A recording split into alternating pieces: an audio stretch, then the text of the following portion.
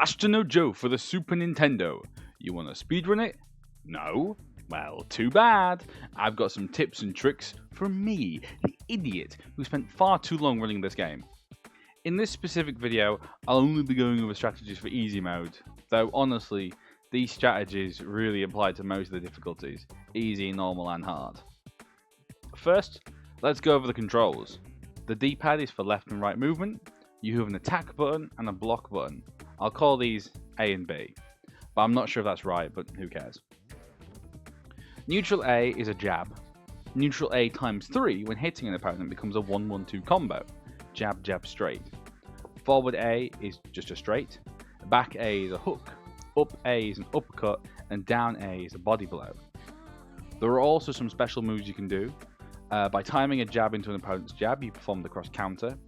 Most opponents will retaliate this with a double cross counter. To avoid this, land the cross counter, hold forward, and mash the attack button to perform the triple cross counter. I know you only have to time that attack input once, but it's guaranteed if you just mash. Against Carlos, the 5th opponent, Joe can press A and B together to perform an unblockable elbow strike. Against Haramao, A and B gives Joe the jumping punch that I call the Tiger Killer. This is used to defeat Haramao's invincible rolling punch. Also, in the last fight, if you and Jose are on red health, you can press A and B with various combinations to perform corkscrew blow versions of your attacks. Now for blocking.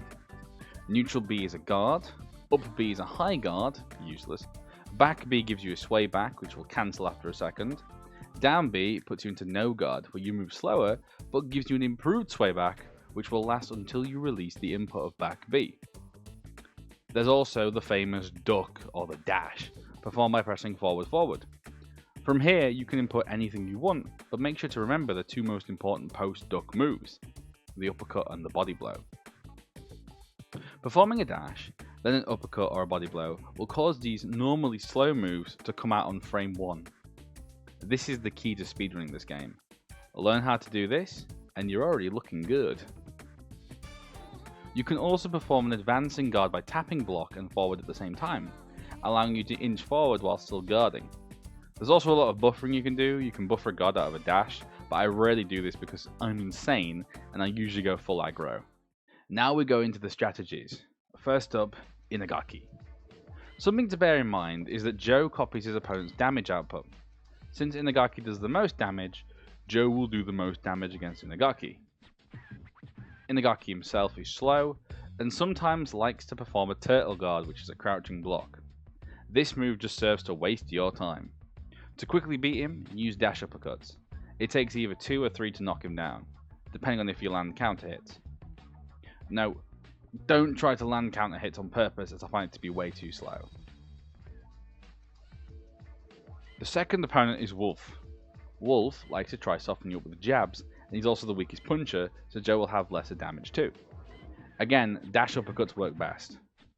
He tries to bait you into using the triple cross, but it's far too slow. The damage is great, but actually trying to land a triple cross consistently against this guy, it takes far too much time. Don't bother with it. Advance up to him and try to land as many dash uppers as you can. If he hits you and breaks the chain, simply block his attack and try again. Keep this up and Wolf will be defeated. The third opponent is Rikishi. Riki's uppercuts have more range and are unblockable. You need to sway back to deal with them. Rikishi is the only character who really changes on high difficulties. In his first and second phases, blue and yellow health, Rikishi goes for nothing but uppercuts with the rare hook. On easy, you can safely hit him twice after each uppercut. On medium, 1 safe hit after each uppercut.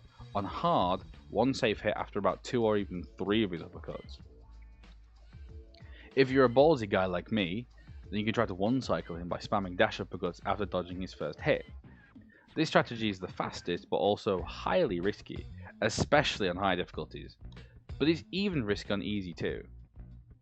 On his third phase, red health, Rikishi drops to no guard and becomes a lot less uppercut heavy. In this phase I go full aggression and beat him as quickly as possible, with nothing but dash punches. Usually, even on hard mode, phase 3 could easily be finished in this way. When he goes into no guard, rush up to him, dash uppercut, and you're done. Tiger Ozaki. The only attack that does real damage is the body blow, to reference the story. Luckily, the body blow also has a frame 1 version.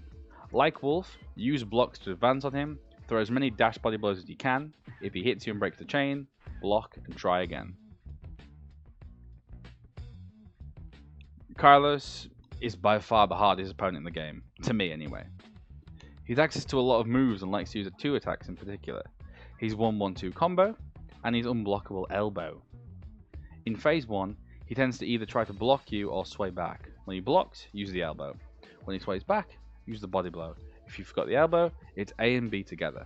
In phase 2 and 3, you're more likely to find success going full aggression with dash uppercuts. But be careful, Carlos seems to have the trickiest and fastest AI in the game. Play smart for phase 1, phases 2 and 3, if you want to go fast, then try go for the dash uppercut strategy. Kim. My boy Kim, what a disappointment. Needless to say, getting knocked down yourself is a huge time loss, about a 7-8 second time loss. If you go into yellow health against Kim, he goes full chom chom and won't stop until you're down. Though we'll go back to normal once you reach red health. So how do you beat someone as scary as Kim? Easy. Go full aggression. Constant dash uppercuts make Kim a real joke. I find him to be the easiest to beat, as long as you have no fear and go balls out. Haramao, on the other hand, is just balls. He jumps around, flies off the ropes, and in phases 2 and 3, uses his invincible rolling punch. You can beat this by using Joe's Tiger Killer, his jumping punch. Press A and B together. Just as Haramao uses his rolling punch, a sound effect will play. As soon as the sound effect starts playing, use the Tiger Killer. Haramao is hella random. Phase 2 is where he's most likely to use nothing but rolling punches. Simply walk up to him and keep pressing A and B to do the jump punch. Sometimes, he'll do it 4 times in a row, and you can knock him down quick. Sometimes, he doesn't do it 4 times in a row. He's very random. In phases 1 and 3, I say, try to stay close to him and just use dash uppercuts. Jose Mendoz. He's scary, very scary. His attacks are strong, and he can knock you down in about 2 or 3 hits. Stay close to him. He tends to sway back before most of his hits. Use a dash body blow here and sway back yourself if he attacks without telegraphing. Keep doing this until he's beaten. When you first play the game, you'll probably die to him a lot, I know I did. But if you know what you're doing and again have balls of steel, then you'll beat him with little issue. This was a very simple rundown. Trust me, these strategies work for pretty much every difficulty, just adapt with harder modes. Take these strats into mind, mainly the dash stuff, and you'll be fine. Good luck, and I hope to see more people running this game.